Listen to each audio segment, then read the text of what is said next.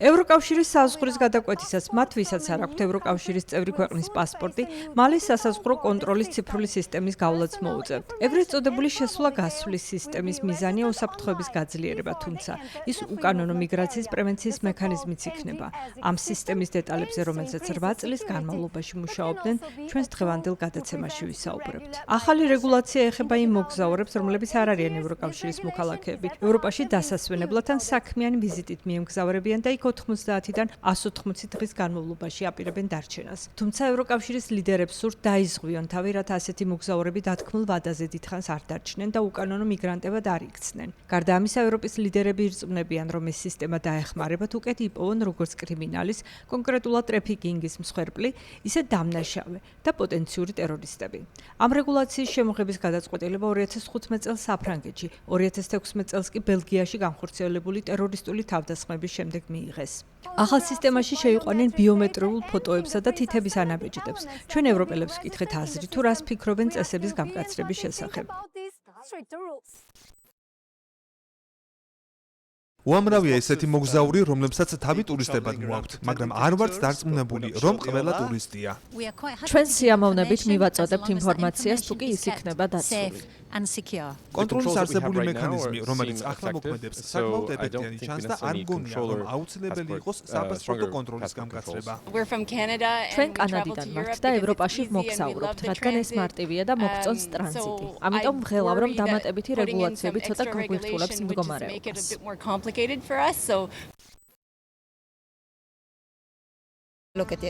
საჭიროა ოდნავ გამკაცრდეს რეგულაცია, მაგრამ არა იმათთვის, ვინც შემოდის და გადის, არამედ იმათთვის, ვინც აქ არის, რათა დაეხმარონ მათ.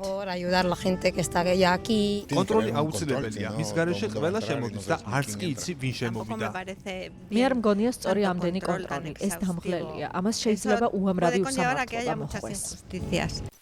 ევრონიუსის რეპორტიორი ვინჩენცო ჯენოვეზე ადევნებდა თვალყურს ამ რეგულაციის დინამიკას. შესაბამისი ინიციატივით 2017 წელს გამოვიდნენ. რატომ დასჭირდა ამდენი ხანი მის საბოლოოდ ძალაში შესვლას?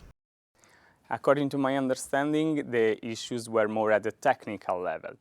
როგორც ხვდები, უფრო მისი ტექნიკური მომზადების საკითხი გაჭიანურდა, რადგან რეგულაცია შესვლა-გამოსვლის სისტემის შესახებ მისი ინიცირებიდან 1 წლის თავზე უკვე შეთანხმებული იყო. მაგრამ მერე თითოეულ ქვეყანას, რომლებსაც ეხება ეს რეგულაცია, უნდა წარედგინა მზადყოფნის დეკლარაცია და ამას ცხადია დრო დასჭირდა. სისტემის შექმნას გარკვეული პერიოდი დასჭირდა. ეს სისტემა დაარეგისტრირებს ადამიანის სახელს, მისი მოგზაურობის დოკუმენტის ტიპს და ბიომეტრიულ მონაცემებს, როგორებიცაა თითების ანაბეჭდი და სახის ფოტო.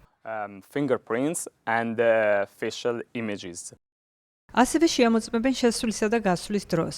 ეს რეგულაცია წარადგინეს როგორც უსაფრთხოების განმტკიცების საშუალება, თუმცა ეს მიგრაციის კონტროლის მექანიზმიც იქნება, არა? It's definitely a tool for migration. ეს ნამდვილად არის მიგრაციის კონტროლის მექანიზმი. ჩემი აზრით, რადგან ვიცით, რომ უკანონო მიგრანტების დიდი ნაწილი თუ უმეტესობა არა, ევროკავშირში კანონიერი გზით შემოდის. ამ სისტემის საშუალებით ქვეყნის მთავრობა შეძლებს შეამოწმოს თუ როდის გაუვიდა ვადა პიროვნების ნებართვას. Able to check when the permit of a person is over, is expired. მას შემდეგ, რაც ევროკომისია გამოაცხადებს რეგულაციის ამოქმედების თარიღს, რომელიც სავარაუდოდ შემოდგომა იქნება, კიდევ 6 თვე დასჭირდება საბოლოო ამოქმედებას. ეს ტექნიკური საკითხია, რომელი ქვეყნები იქნებიან სავარაუდოდ უფრო აქტიური? Yes, indeed, the Polish presidency of the council set a goal to start in October. დიახ, მართლაც ასია, ევროპის კავშირის საბჭოს პოლონეთის პრეზიდენტობის დროს გადაწყდა, რომ ოქტომბერში ამოქმედეს. ქვეყნებს არჩევანი აქვთ. მათ შეუძლიათ თანდათან აამოქმედონ ახალი სისტემა, შეუძლიათ ერთბაშად დანერგონ. ჩემი აზრით, ზოგი ქვეყანა უფრო სწრაფად აამოქმედებს, ზოგი გვიან, მაგრამ ამ ეტაპზე წინასწარ ვერ ვიტყვი, ვინ როგორ მოიქცევა. ასე მგონია, ამ წესის განხორციელება უფრო ადვილი აეროპორტებში იქნება, მაგალითად, და უფრო რთულად წავა საქმე სახმელეთო სასაზღვრო გამშვებპუნქტებზე. To enforce this system and at other crossing points like the land border crossing points. ამ სისტემას ევროკავშირის 25 წევრი ქვეყანა დანერგავს. გამონაკლისი იქნებიან კვიპროსი და ირლანდია, რომლებიც განაგრძობენ პასპორტში ბეჭდის ხელით ჩარტყმას. ეს სისტემა შეეხება შენგენის ზონასთან ასოცირებულ ქვეყნებსაც: ისლანდიას, ლიხტენშტეინს, ნორვეგიასა და შვეიცარიას. ამ სისტემაში შეყვანილი მონაცემები ხელმისაწვდომი იქნება თითოეული წევრი ქვეყნის საზღვრის მაკონტროლებელი ორგანოებისთვის, პოლიციისთვის და ევროპოლისთვის, რომელიც ევროკავშირის სამართალდამცავთა თანამშრომლობის ორგანოა. ჩვენ გავესაუბრებით მომხსენებელს ამ რეგულაციის საკითხზე ევროპარლამენტში ასიტა კანკოს, ევროპის კონსერვატორებისა და რეფორმისტების პოლიტიკური ჯგუფის ბელგიელ წევრს. დარწმუნებული ხართ, რომ ეს სისტემა ისე ამოქმედება, რომ არ შექმნის კიბერუსაფრთხოების დიდ რისკს და ასევე არ დადგება გრძელი რიგები, განსაკუთრებით ტურისტების. ამ კანონის მიზანი ის არის, რომ შემცირდეს რიგები აეროპორტში ყოფნის დრო და სამაგიეროდ გაიზარდოს უსაფრთხოება. ამ წესის თანდათან დანერგვა საშუალებას მისცემს წევრ სახელმწიფოს, რომ საკუთარ თავზე მორგებული ტემპით იაროს და დააკვირდეს, რამეს ხომ არ სჭირდება გამოსწორება ან დახვეწა. არსებობს სათადარიგო გეგმა საფრანგეთის, ნიდერლანდებისა და გერმანიისთვის, რადგან ეს სამი ქვეყანა გადარჩა, რომლებიც ჯერ კიდევ ემზადებიან. და ჩვენ ვაპირებთ ვცადოთ მოლაპარაკება ევროპულ საბჭოსთან, რათა დავაზუსტოთ კიდევ სად არის პრობლემა და როგორ უნდა გამოვასწოროთ. მაინც რა გავლენას იქონიებს ეს სისტემა საერთაშორისო დანაშაულის კონტროლზე, რომელიც პრიორიტეტულია. შესვლა გასვლის სისტემის წყალობით საშუალებას მივცემთ ჩვენ სამართალდამცავ აგენტებს მიმდინარე რეჟიმში აკონტროლონ მონაცემები, რათა იპოვონ კრიმინალები. წარმოგიდგენიათ აგენტი, რომელიც ზის ქაღალდების გროვაში და ცდილობს რამე იპოვოს? ამ დროს კრიმინალი უკვე შორს მიდის. არც ის უნდა დაგვევიწყდეს, რომ ამ კანონის ინიცირება 8 წლის წინ მოხდა ბრიუსელში, ზავენტემსა და პარიზში ტერორისტული თავდასხმების შემდეგ. მაგრამ 8 წელი გავიდა და ისევ ვერ ვიცავთ ჩვენს მოქალაქეებს ისეთი თავდასხმებისგან, როგორებიც მაშინ იყო, იმიტომ რომ არ დაგვინერგავს ჩვენი კანონი. ჩვენ გვაფიქრებს ასეთი საფრთხეები, მაგრამ მზად უნდა ვიყოთ ტერორიზმთან ბრძოლისთვის.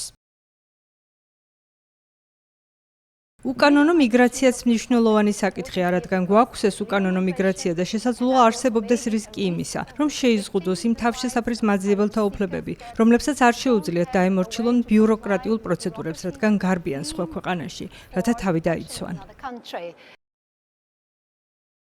ჩემი აზრით, ამ კანონის არსი არის ევროპელი მოქალაქეებისა და ჩვენი ქალაქების დაცვა ტერორისტებისგან, რათა დავწმუნდეთ, რომ თუ ვინმეს ავიგანზრახვა აქვს, ან თუ ვინმეს მონაცემები არ არის ზუსტი, ვერ გადმოკვეთოს საზღვარი. თუმცა ვაღიარებ, რომ თავშესაფრის მაძიებლებისთვის ყველაზე მნიშვნელოვანი არის უსაფრთხოება. თუ ადამიანს დაცვა სჭირდება, ამისათვის რასაკვირველია უკვე არსებობს შესაბამისი პროცედურები. და წევრი სახელმწიფოები ვალდებულები არიან დაიცვან ეს პროცედურები და გააანალიზონ თითოეული შემთხვევა.